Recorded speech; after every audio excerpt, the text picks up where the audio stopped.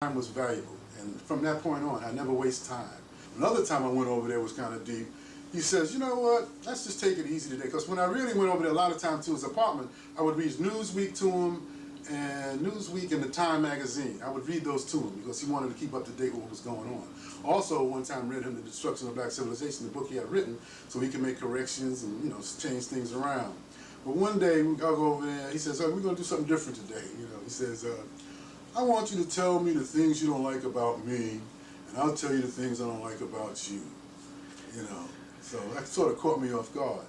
And then again, he came to D.C. as a teacher. He taught in the school system for a while. In a way, I feel very blessed and honored to, to have that experience, and for it to continue to travel with him, and then to get to meet all these other individuals like John Henry Clark and Dr. Ben and Van Sertima, of course Farrakhan, Queen Mother Moore. Stokely Carmichael used to come to Chancellor's all the time. I never met him there, but Stokely was at Howard at the same time that I was there. And, again, one of the greatest things that ever happened in my life was to meet Chancellor Williams and hang out with the brother for over at least 12 to 15 years, just traveling around the country to different colleges. And it exposed me to the country, part of the country that I wasn't aware of. Traveling with a lot of artists over the years, and I see how people would, you walk into a room, everybody runs up to get an autograph or whatever. But when I was with Chancellor, what made him so different from all the artists that I've ever been with, Stevie Wonder, Smokey Robinson, etc., is people would come up and say, I just want to touch him, And I was like, wow, I hadn't seen that before. And then one time we went to Boston, and some Rasta brothers said, do you want us to be bodyguards for you and Chancellor?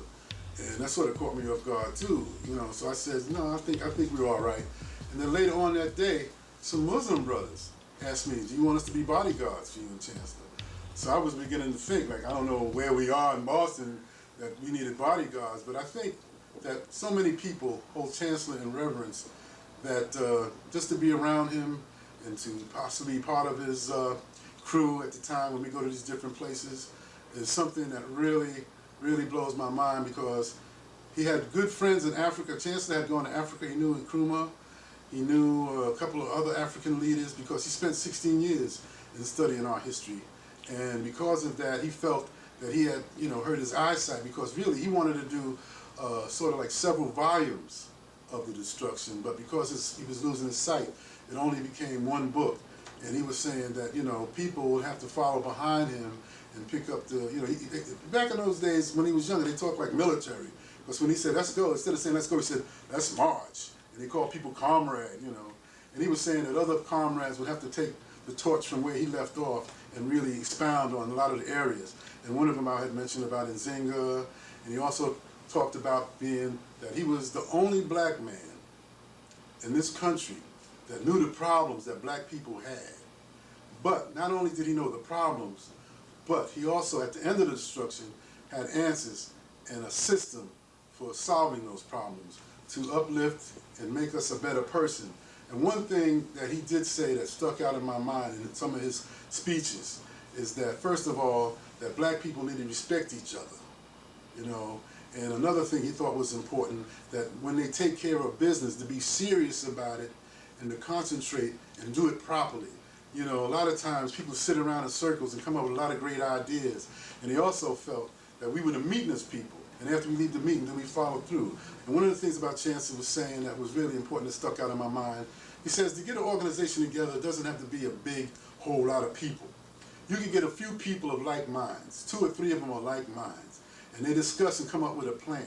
And then they bring in a couple of people that can contradict the plan and fine-tune the plan. No matter how great things is, everything can be tweaked a little bit.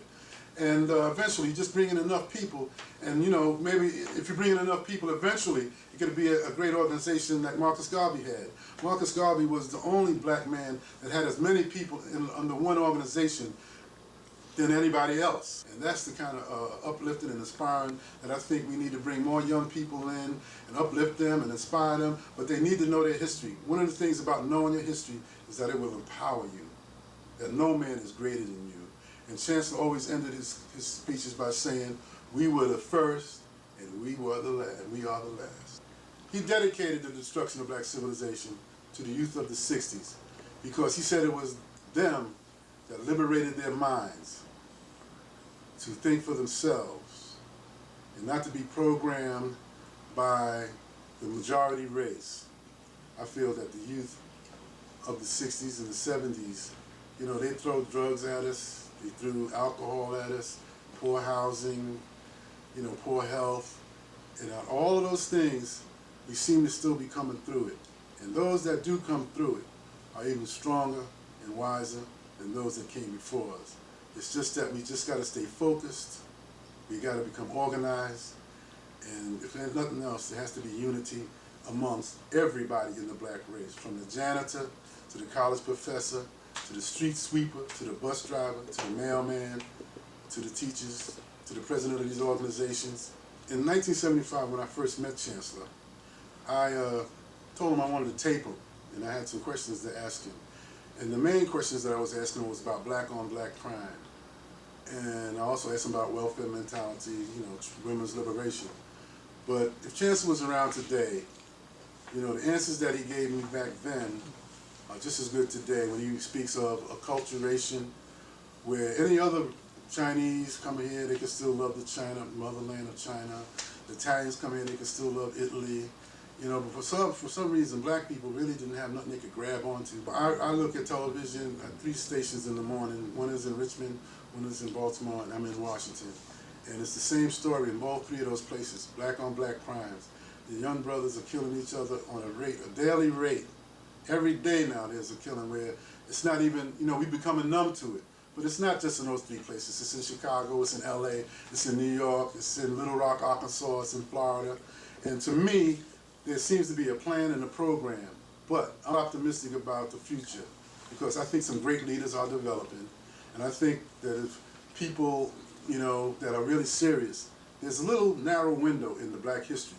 But those that deal with that little narrow window are dedicated and loyal. And I believe that that's that organization that's going to spread.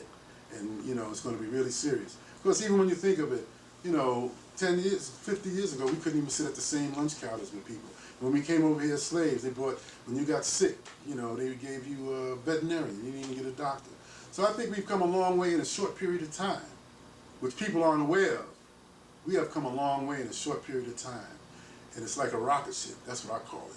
And I think we're really going to speed ahead and really take a charge of our lives and our culture. The reason that I'm so into Chancellor, first of all, I was influenced quite a bit. My life changed. And it was like I said earlier, when you can read a book that influences you and empowers you, I mean, that's something that you want to spread to everybody. And because of that, and mentioning on certain radio stations that I did tape Chancellor Williams about the black-on-black crime, and it was kind of telling them that the message that he gave then is just as good today, I sort of got a response, really a national response. Chancellor empowered me by reading his book, The Destruction of Black Civilization. And I'm a person that if I find something good, I try to spread it. And like I said, I told all my friends about him, and I got them to get the book. What I was influenced by, that I needed to keep his story alive, the way I felt about him, was I put up a web page on him. And when I put the web page up on him, a lot of other individuals that have read his book feel the same way that I do. That we have to spread the word that we are a great people, that we have a great history, that we have done things that is unknown to man. I remember reading a book called The Chariot of the Gods, where some German was saying that the pyramids were built by people from outer space. So, you know, what happens is those that win the war usually write the history. And Chancellor wrote the history from the loser's point of view, how it felt being overcome by, say, I guess lies and a lot of other things too. So truth is being told now. And I believe the truth and Chancellor's legacy that will continue, because I even heard from his great-granddaughter telling me that, you know, she liked what I did, and that she has 2 children, and she feels that she wants to pass on that her great-grandfather's work to them.